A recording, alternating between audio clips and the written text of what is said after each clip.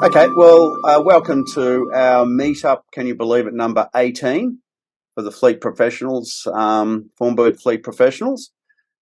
Look, it's great to see you all. It's our pre-Christmas special. We should be all having our Christmas hats and everything else on. I can't believe that it's actually nearly there. We're just counting how many weeks until we have our lunch, which is only 4 or 5 weeks away. So, yeah, and that's December. Anyway, great to see all the familiar faces. We were a little bit worried at 5-2. We thought it was going to be a very, very quiet one. But anyway, it's good to see.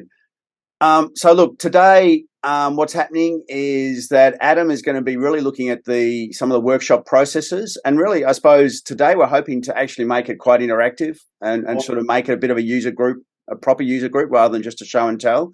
There will be a few things that we can sort of show and tell. But look, today it's really, we're hoping to have a good discussion on, workshop management and how we can either streamline or improve some of those processes.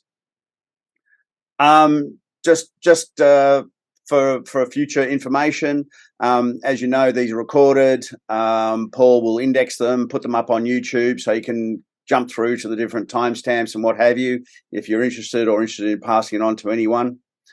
So anyway, as we always say too, is please just jump in. If you've got a comment or feedback or what have you, the more interactive, I think the more value we all get from it.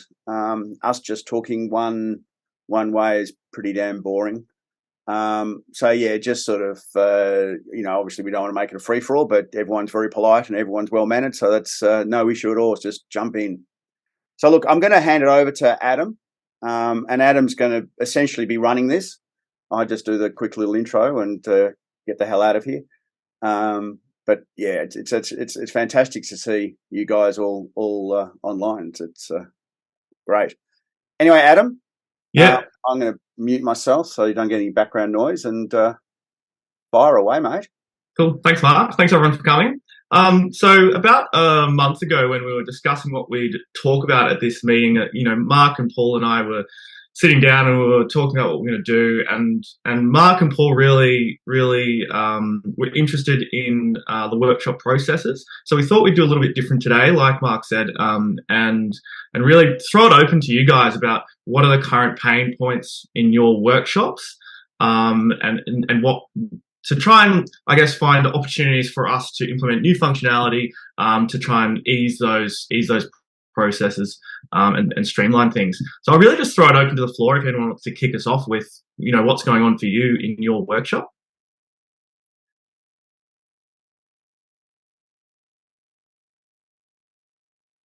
Marie? I was going to say, Marie, come on. Marie's always got something to say. I thought I'd give everyone a chance, but I'll start picking on people for sure. Well, I actually don't have anything to say. Surprising. That's okay. That's all good. Raymond? Probably at the moment it's just trying to catch up with some of the backlog of unclosed jobs that sort of built up over COVID. Yep. I'm not sure how much everyone else is using inventory, but I use it extensively, and it's a little bit not user friendly, especially when you're doing a lot of inventory items. So if you do like 10 items, you're duplicating some of that info more than once, so that takes a bit of extra time. But yeah, it's probably just more about getting stuff closed off. But one of the things, even if I'm closing old jobs, what I find is the bits with drop-off, pick-up, completed, closed, not so much, doesn't matter. But there are areas you can't alter. So if you're not sort of getting on them as soon as they happen, it gets out of whack, and I'm assuming there's reports that run off the back of this that probably throws them out. So yeah, that's correct. And I might demo a little bit later some of the reporting that we have around the workshop already to try and map out, I guess, what these fields are collecting on the requests and the work orders, and what workshop reporting there is that connects to that as well. So that's a good point, Raymond. Yeah, so I've sort of got in the habit of, at least by the time I leave of a night, if a job's completed, even if it's not picked up, that I at least mark it up to the pickup stage, and then within the week I try and get them closed, but sometimes you're waiting for invoices. If mechanics are working right up till their knock-off time, then they tend to do the paperwork the next morning. So, yeah. So, Raymond, when you talk about inventory, is this attaching items to the jobs, as in adding consumption to the jobs, or is this inventory management? What side? No, it's more getting the invoices into Formbird, because it's done on a line item. If you've got an invoice with 10 line items, you're putting in the date of the invoice number, and the supplier for each line item, rather than just being able to do those once and then do your actual inventory item. Yeah, we've done a lot of work around the inventory over the last few months. I mean, Paul has done a lot of work on the inventory over the last few months to hopefully make that all a bit more streamlined and easier to do in bulk, I guess.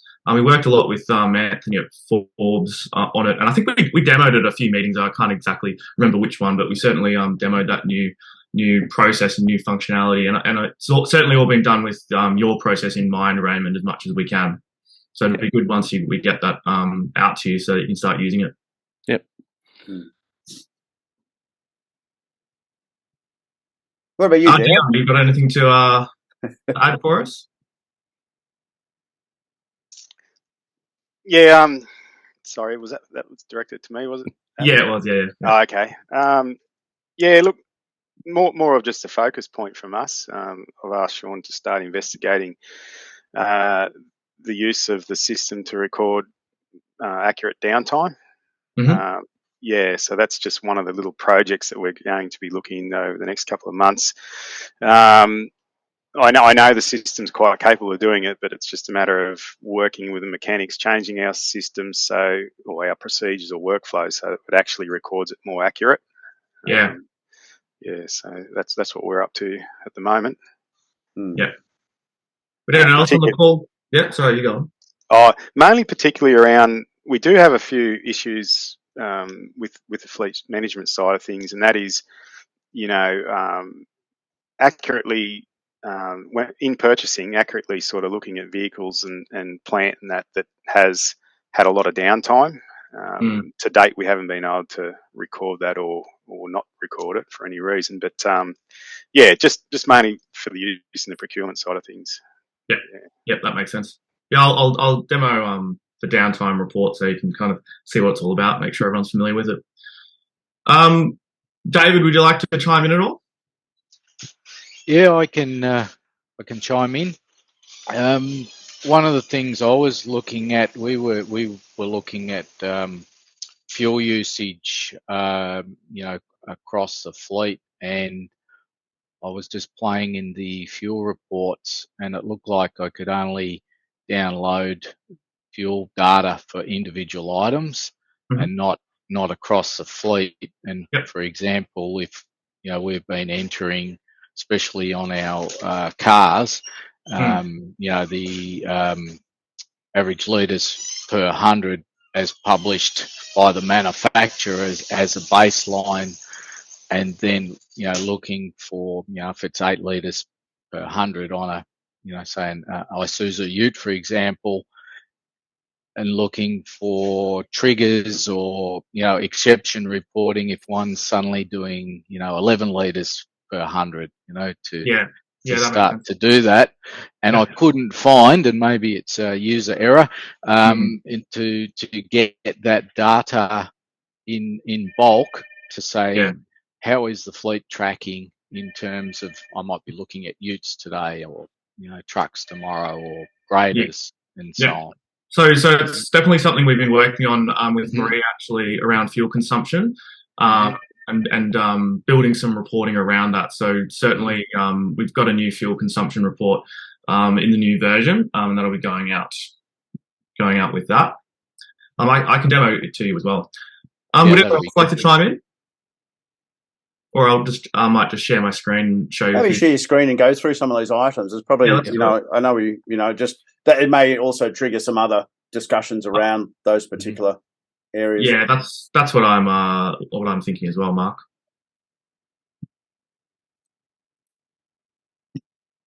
All right, so I think you can all see my screen now. So I will just So let's skip this.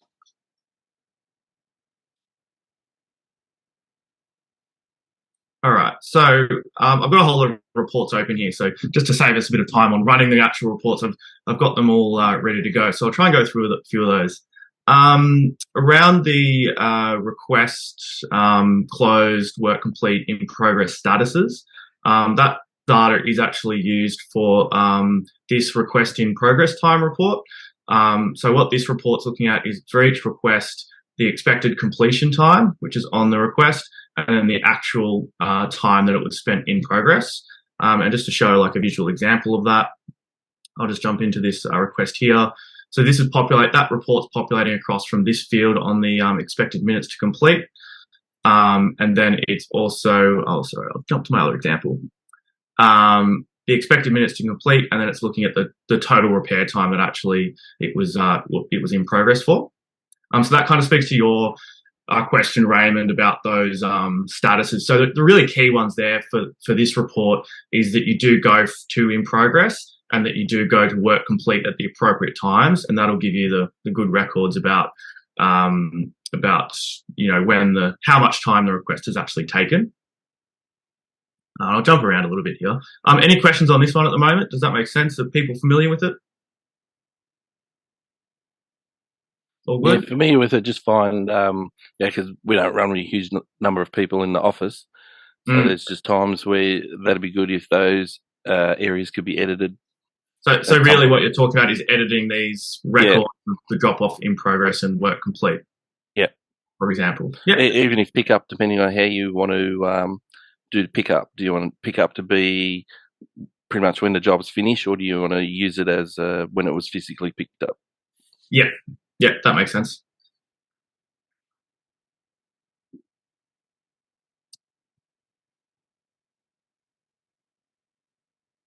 All right. What else have we got in here? We've also got request analysis reporting. So this one is really about reporting on the types of requests that you've got. And it's based off like the request template used. So whether it was a repair request, a service request, registration, insurance, everything else. So you can see it's got the bar graphs for each month of the reporting period. And it's also got the underlying counts. It also dives into request reasons. So that would be up here. So the reason for the request. So it's compiling all of that information.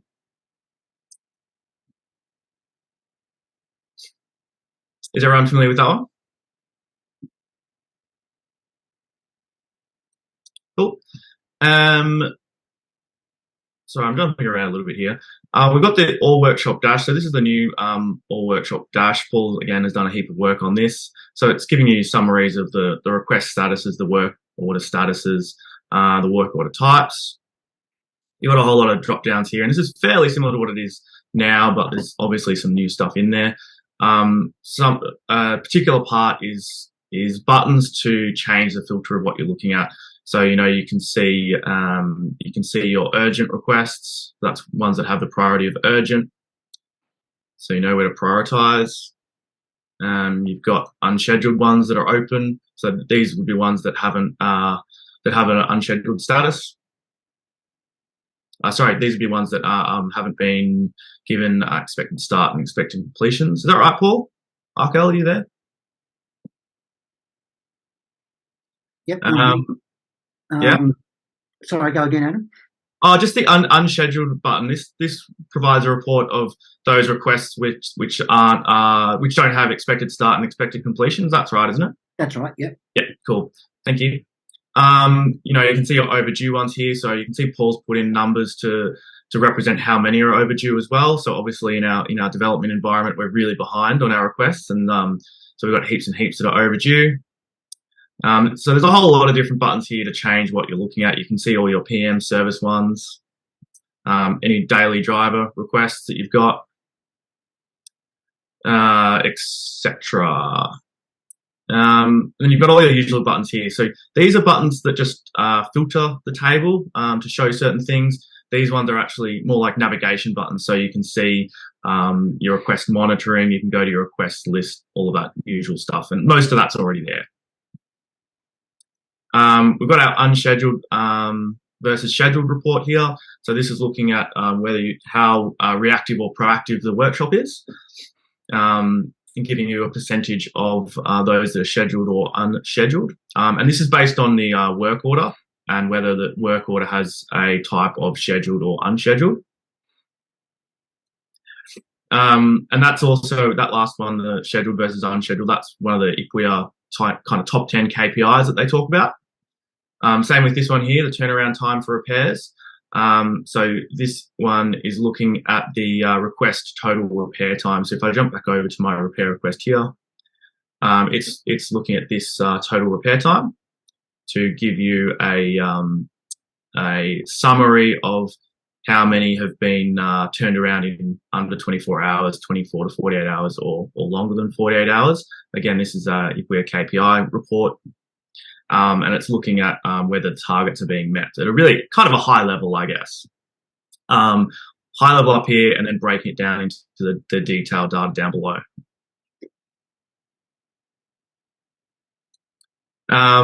Dion, you're talking about downtime. So we do have the downtime report as well, another ICWIA kind of focus report. And this one works by looking at the request repair time. And then also looking at the business hours of the asset. So it's comparing those. So what it's looking at really for this asset here, it's looking at its business hours, and then it's comparing it to how much of the repair time overlaps with the business hours of that asset. Does that make sense, Dion? And were you familiar with that? Yeah, it does definitely make sense. One thing that we probably need to check is just whether our business hours are set correctly, I suppose, before we dive into this too much. Yeah, certainly. So you can find that on the asset. So you can do it asset by asset if you want to. I'll just have to find it.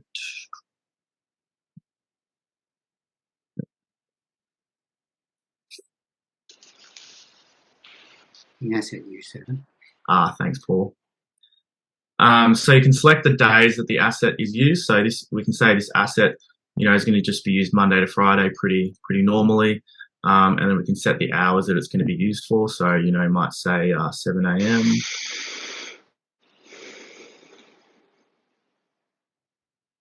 And then we might say expect it to be used till 5 p.m. 5:21, that's good enough. So you can set the business hours there. You can also set it from do it in a bulk way as well. So if I go to my home page, and under my asset management menu, you've got a bulk update page. So you can see that you can select days, the business hours that you want to apply. So you might say that you want to apply, 11 till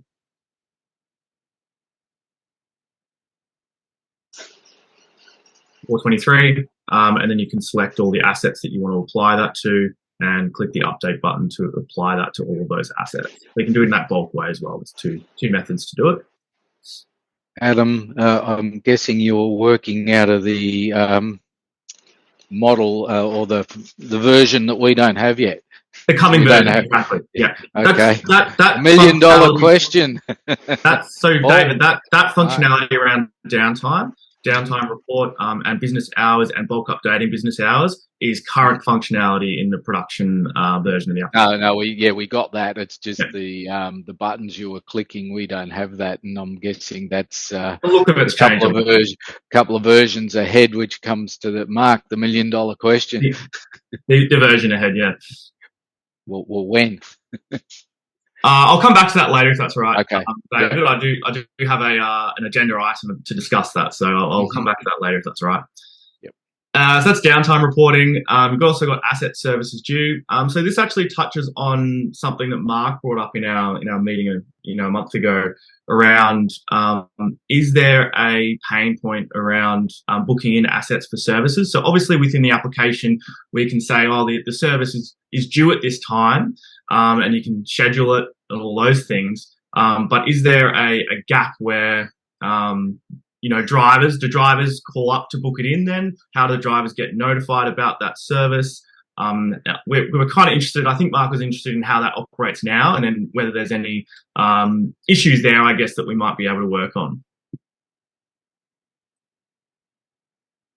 I was going to say, from our point of view, Adam, we've had quite a few drivers trying to do it through the daily driver check sheet, either doing the daily driver check or recording it as a repair to book in a service, which is not quite how the system should operate, because all our services, once we set them properly, are all automated to predict when they're due. It's just, if we tell someone a week out, or remind them, hey, your ute's due for a service in 1,000 Ks or a week, what date suits you, Currently, it's all different methods. They're either, the phone call, they call in, they put in a repair request through Formbird,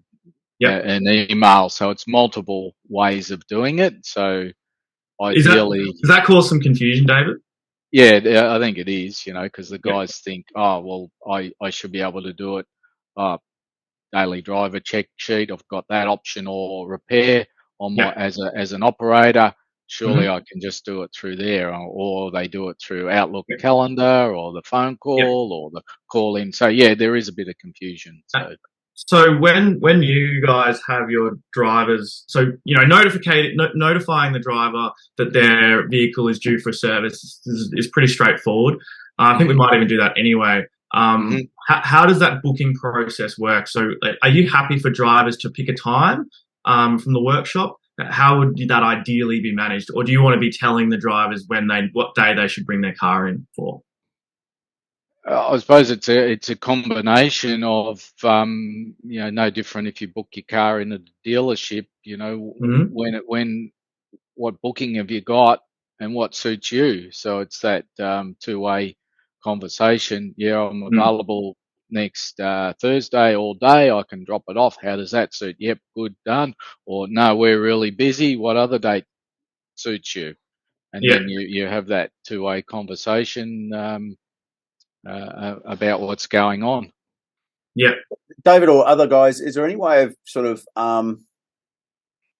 presenting to the users sort of I suppose block out days or days that just are no good, other than, look, we don't want necessarily you guys having to go in there and say these days are no good and these days are potential days, and then people look at that and then they talk to it. But, would there be, a sum of, I suppose, booked in work orders or service requests or requests, time allocated to a day that we could then say, well, no, that day's no good, sort of thing, in an automated sense, so that we could feed back to I'm thinking to short circuit.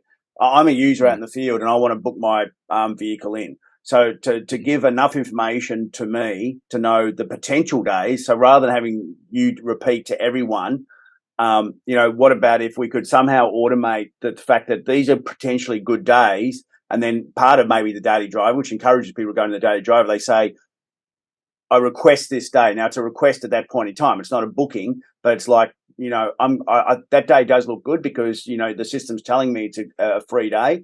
And I'm going to say, look, can I do this day because that works for me? And then that pops up as sort of a notification to the admins, to you guys, to say, yep, I'll book that in for the service. And it sends back then a note, or it puts a note on that asset that can come up again in the in the daily driver that says next service is booked in for this date. What is that the sort of process that would work? I think that'd be great. If you sort of model it on, I don't know whether you guys are ever familiar with that HotDoc app that you can use when you're booking into a GP or whatever. You open it up and you see the next available appointment. I think it'd work really good, but we just have to lock down the use of the workshop calendar and make sure that the guys are allocating their time correctly within that. So the system could feed the information back from that, and and identify when the workshop's busy and when it's not, when the next appointments are available and that type of thing.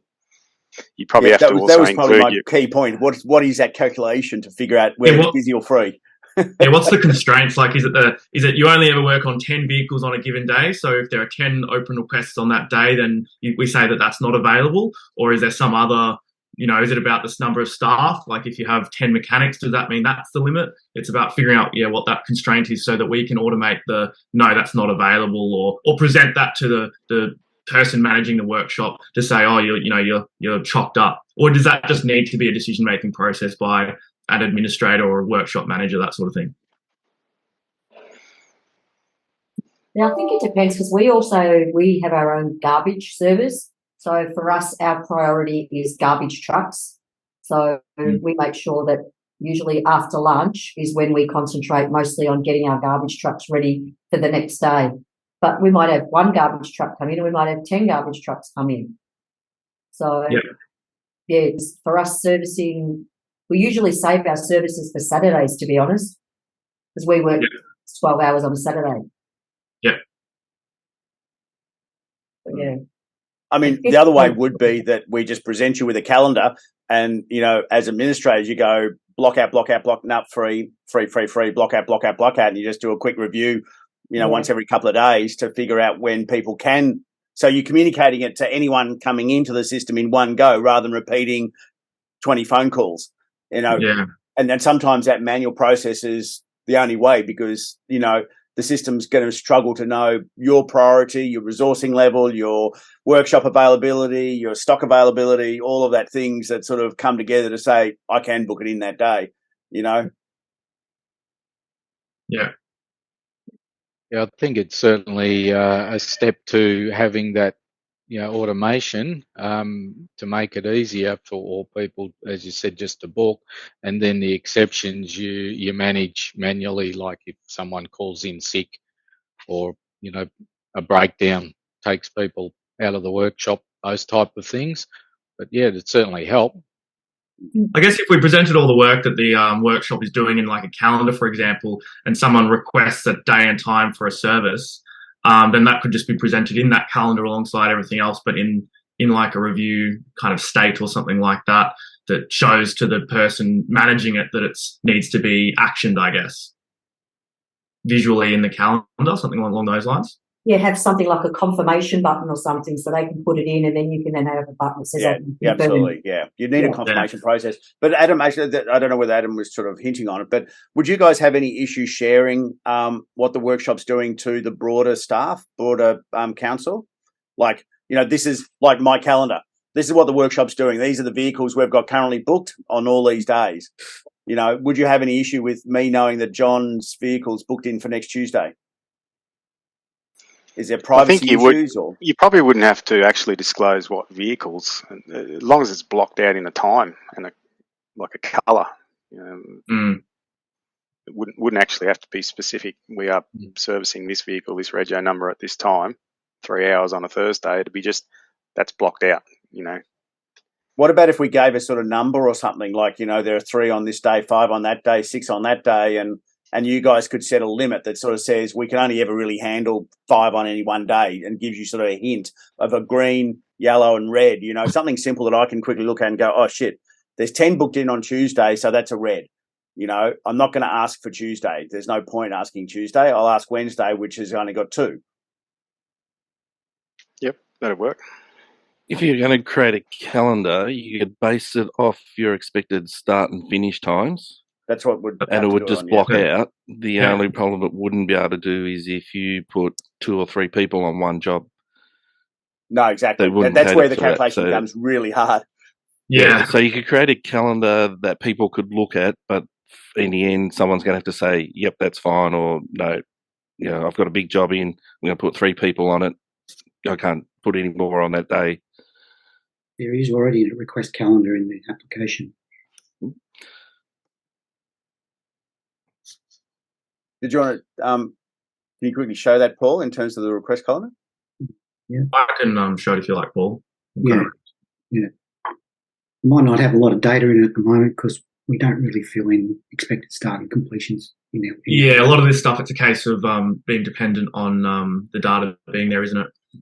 Well, yeah, I mean, the expected start and completion is used for the calendar, but yeah, if you open it up now, I've got no idea what it might look like because most of the time when we're testing, I don't put that information in. So, so I'm back on the all workshop dash here. Can everyone see it? Scroll to the bottom. Yep, scroll to the bottom and request calendar. Yeah. If I open up that one. That exists elsewhere as well in a report. I'm probably going to struggle. I wasn't prepared for this, so I'm probably going to struggle to have anything show up in it. Yeah. Oh, there we go. Yeah. So it could be something like, at the moment, like this calendar is showing, workshops and what they've got going on, but it could be slots, if you like, maybe, or it could be, I don't know, not sure what the limitation would be, but like the resource would be, but it could be something like this where you kind of show your confirmed requests and their times, but you could also show up where a driver has requested a particular time and day to book in, like the hot dog example. And then, an administrator or a manager comes in and chooses whether to accept that or not. And maybe with what Mark was talking about, it's a case of filtering, levels of filter, I guess, to minimize what you have to deal with. So it'd be good if we can show to the driver times when you definitely can't book in to eliminate them trying to all book in on a Monday, for example.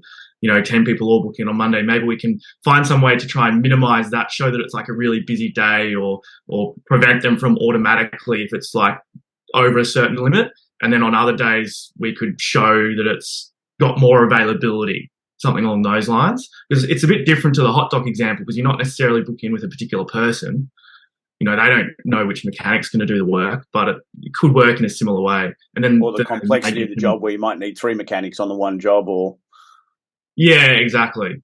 Yeah, there's probably going to have to be a review step in there for somebody, a decision-making step. But it's probably a reasonably good process to try and focus on, to put a bit of effort into, I think. Yeah, one of the things with that expected start and finish, when I create a work order or request, you have to populate those 2 fields. Yep. But when a person in the field does it, they can't access those. Yeah. From what I've seen. Yep. So if they could access those, they could use that as their preferred time and send it off. But at some point, someone's going to have to say, yes, we can accommodate that, or no, we're not going to be able to accommodate that at those times. Yeah. And then the other thing the guys in the field can't do, they can't create a service request from the checklist, from the daily driver checklist. They can only do repairs. Yeah. So a lot of them will send in, I need a service as a repair, and then you've got to cancel that one and create a service one. Yep. Yeah, we probably wouldn't want to. We'd probably either need to have 2 separate fields, because you can't. If one's a request field and one's a booked field, they're really 2 bits of data. Because if you have it all in one, then what does it mean how do we know that it's actually not a confirmed value? So what we'd probably end up having is 4 fields, as in this has been requested and this has been confirmed. Because if you have just one field, you'd have to go and look at the history of who actually entered it. Because if the workshop supervisor entered it, then it's actually booked. If the user entered it, then it's actually request. And then, and you probably, you need almost that separation to have a negotiation to say, this is what you requested. This is what we've booked you in. And then, if they update the requested, then you update the booked, type thing. So there's a 2-way channel of saying, this is information on my side and this is information on your side. But my side is telling me when I'm going to do it, and your side's telling me what you're asking for. Yeah, Mark, the internal hire document does that. So people will put in, I request to hire an asset for these days. Yep. And there'll be a confirmed. You can have it for these days. So maybe that's what we need on the request then, sort of a requested date and a confirmed date, and then that can fold into that process of letting the operators request dates. Yep. That sounds sensible.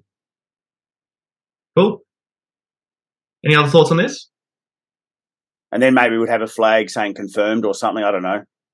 So there's some detail in how there's a little bit of detail in the process there. We probably need to think through, and we'll need to think about how to trigger things like emails when they're updated or when it's confirmed, or and how we notify it in the app as well to the manager. There's a few different elements, but it sounds like a worthwhile general concept.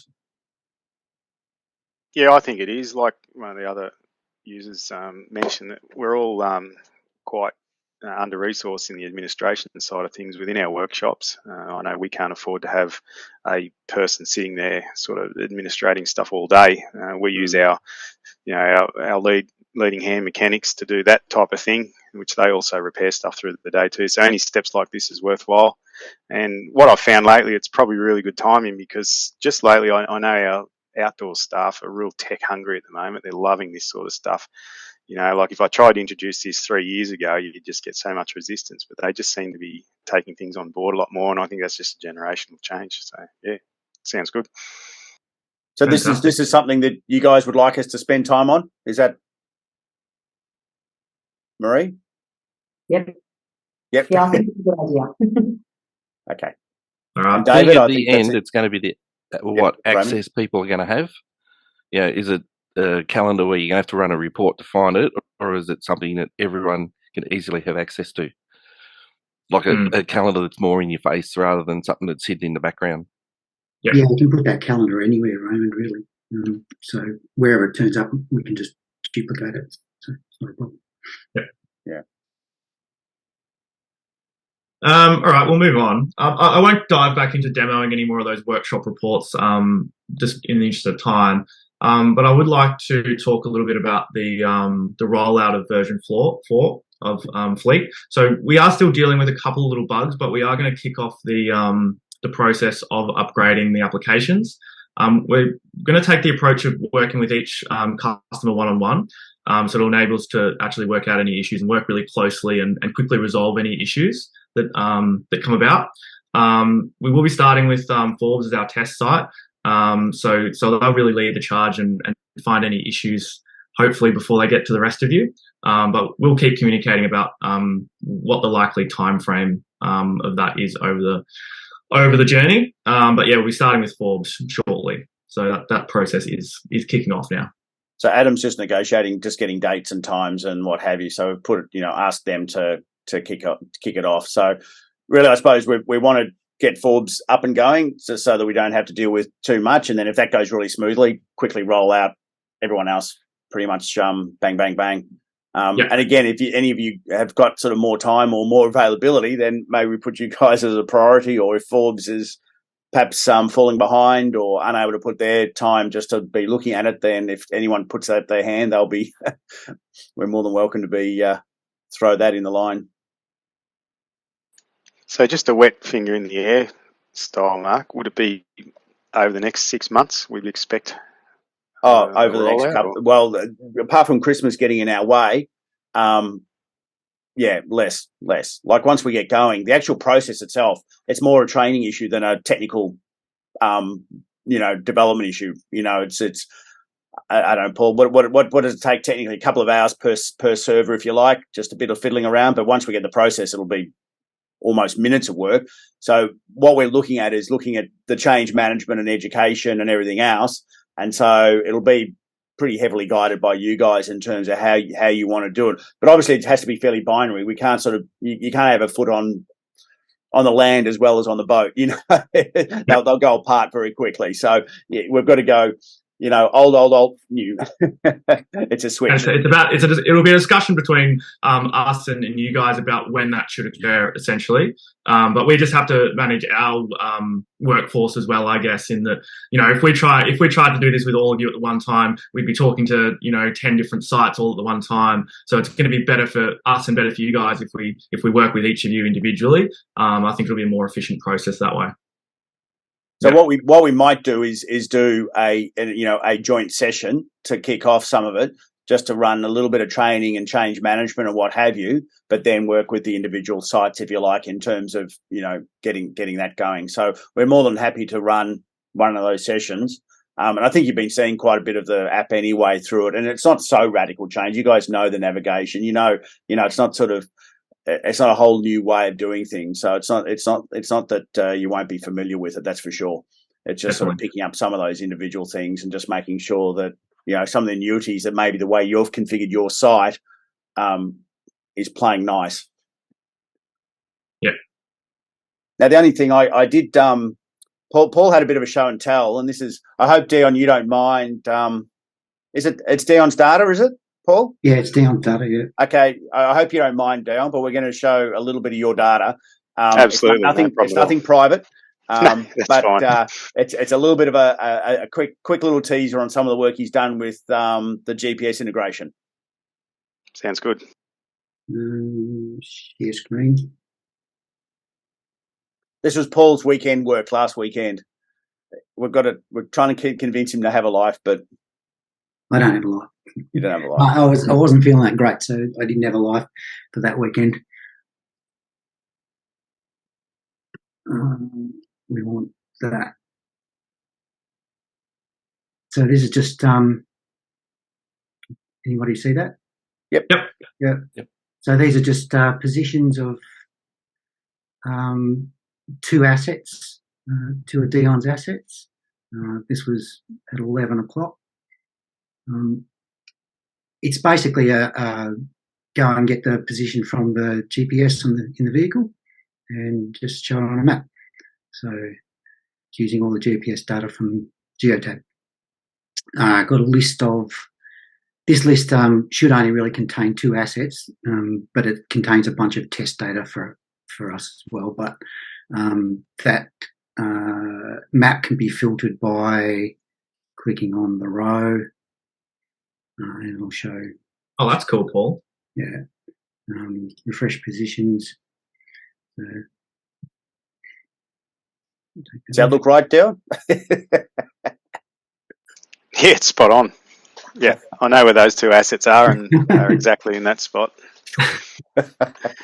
So I've also been looking at data coming back from the Geotab device in terms of what sort of defect and diagnosis data is there.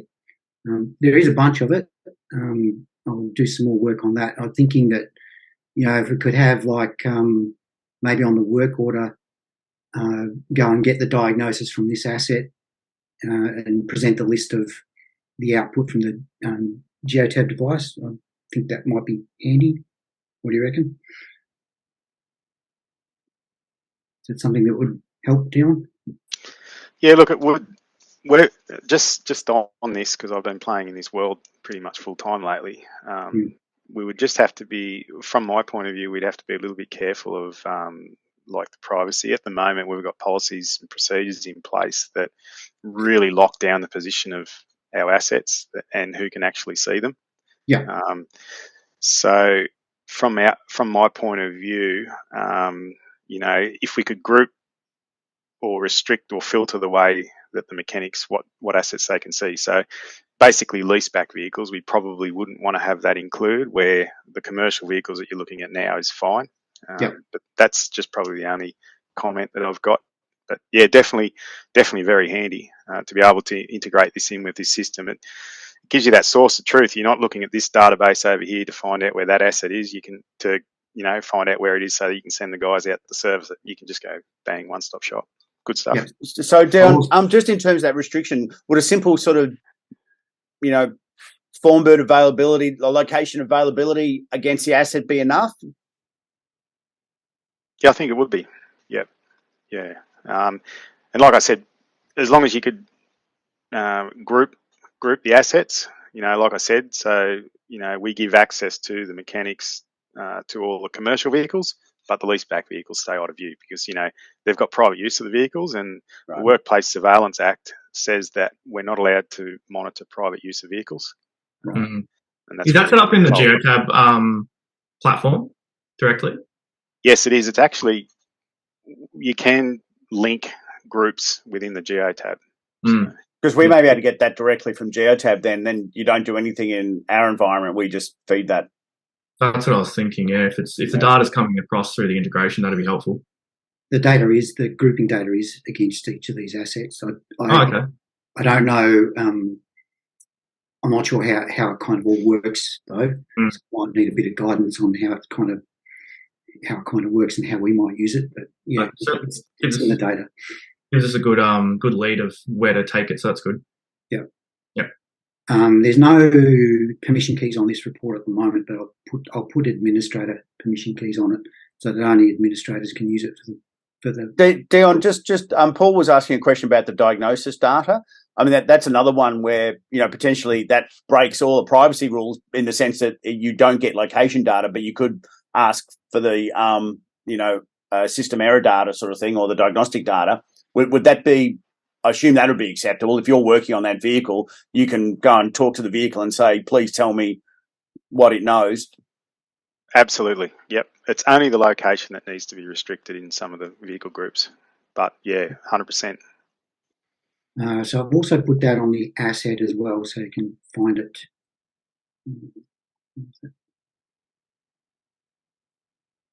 Find it there. So if you're looking at the asset, you can sort of tell where it is at any particular point in time. Yep. I'll notice you've got your live kilometre readings there, which is perfect. Yes. So this is other data that's gathered on a nightly basis. The system has been doing this for quite a long time now, but it goes and grabs the data from all Geotab devices and anything that's sort of like active here. So any device can find that's active, and record it on a document, which is just a Geotab details document. It grabs a bunch of stuff. So this is like the data, but you can see there's raw data and all sorts of other threshold data, etc., etc. I wasn't quite sure of what we're going to use, so I started grabbing everything and just recording it against these documents. So this could be. Is that called any error data as well, Paul, or any? Yeah, I think so, Mark. Without sort of diving right into Yeah. I think I got the setup. So what should cause an error, and the actual diagnosis and error data as well. So this is a history of that on the day, I believe. It's been a long time since I looked at it, so I haven't really spent a lot of time with it. But I sort of, all of this data is there, I thought I'll just bring it back, and if we can use it later, then we can use it later. You can't use data that's not there, so it's there's a bunch of records. Cool. This is 102. 102 days. Yeah. Fantastic. Yeah. Thanks, Paul. It's when somebody clicked this active button, it would have been starting recording. So. Yeah. Thanks, Paul. We're just hit an hour, Mark, so we'll probably wrap up there. Well, we're trying to wrap up. Geez, we're worried again that we weren't going to be able to fill the hour. Yeah. Here we go. Full hour there. So good. We did have an inquiry from the guys at Cardinia about a different day. Is there any desire for a different day, or are we happy to stick with Thursdays generally? Happy with Thursday? Yeah. It's so hard. Everyone's got different schedules and competing priorities. Maybe rotate it every session we have at a different day. Yeah, maybe. Then no one's happy. Exactly right. And no one knows what day it'll turn up on either. No one knows what day to turn up. All right, maybe we'll leave it as it is for the moment and see how we go. Yeah. Keep an eye on it. Yeah. Well, if we don't speak, Merry Christmas, which is a crazy thing to say, but it's only a month and a half, or Merry whatever holidays. Thanks again, guys. Thanks for those that have turned up and contributed. It's always very welcome. I think, look, naturally, any questions, always just jump online and have a chat to Adam or Paul or myself or what have you, Ian. Everyone's sitting here waiting. So, all good. If there's any other feedback or comments or anything you'd quickly like to just throw in before we wrap up. One thing I was going to say, going back to all the expected start, expected completion, drop off, all that area. I've had several instances over a period of time where you've created a request, whether it's service or repair, and then you've had to change them. And when you change them, you create a new one, delete the old one. So that data that was sitting there is then lost because you can't reproduce time from the past. Mm. So I had, like the example I'll give, the one I had yesterday, car was booked in for service and a couple of repairs. We started on it, so you drop off times in, you in progress time's already started. Got partway through it and then realised it's not actually due for service. Yep. So what I did was I parked the service request so we don't upset that side, created a repair request, and then created 2 new work orders, which means your time starts from then, not from when it actually came in that morning. Yep. And then had to delete the work orders under the service. Yep. So it either needs to be, those areas need to be altered, or the ability to move work orders. So that I could have just gone, right, this work order is not under the service request anymore. It goes to this repair request. And then all your back-end data stays there. Yep. I can see what you're saying, and we'll take it away and have a think about it. So obviously there's some complexities there. So this is to move a work order between requests. Well, if you can move the work order to another request, then you don't lose the data you've already put there. So, you know, I marked the drop-off time that it came in, the progress time had already started, because we did one of the repairs first and then realised that wasn't actually due for service. It still had a couple of thousand Ks to go. So then, as I said, rather than upsetting the back end of the service scheduling by deleting that service request, I left it because we know it's coming back in a couple of thousand Ks. Yep. I created a new repair request, and then the repairs went under that. Yep. But you can't start the drop off the in progress times.